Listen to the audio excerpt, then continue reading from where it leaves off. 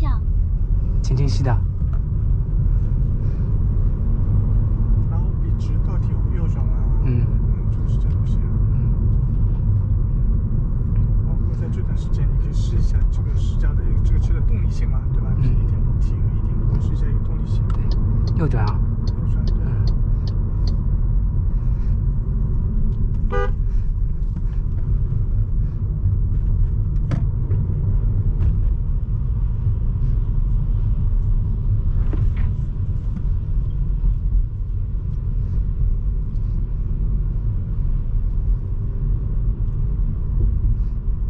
我不是什么厂家什么的，这个对对啊，就自己爱好点。对。你知道一套设备要多少钱？我这个啊，这个就是运动相机2-3千吧，这个不贵。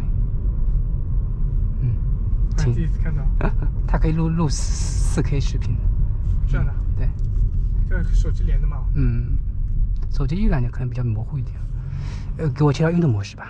运动模式有吗？挂个 F 档，你先把转弯转好吧。这边转弯转好吧。车小心点，这个。然后你往下推一下，挂一个 S 档。对。对，进入 S， 对。运动模式。可以看一下动力怎么样。其实运动模式跟低档其实没什么差别，无非是一个你前面的一个转速，你轻轻的才转速会高一点而已。其他都差不多的。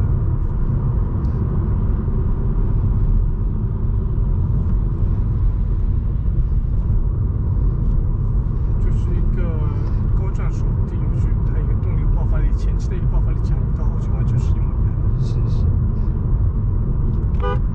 这边左转。左转。回去了是吧？对，单套。那我可以再开一圈吗？我们就一圈。就一圈是吧？我们有规定的，没有时间限制的。这路有点短感觉。因为我们试驾路线是规分好的。这个底盘还是挺有韧劲的。还可以，因为你。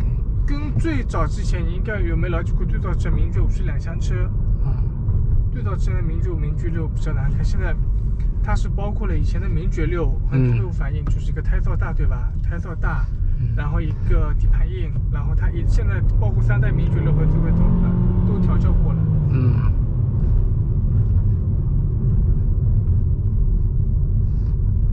整体隔音其实挺一般。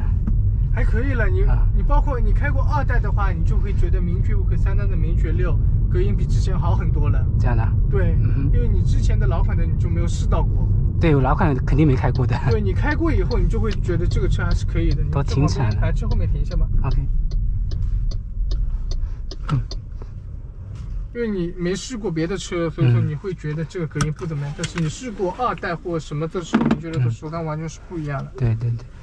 我想这音响再听一下，真的可以吗？音响，我自己带 U 盘。可以啊。我自己带 U 盘。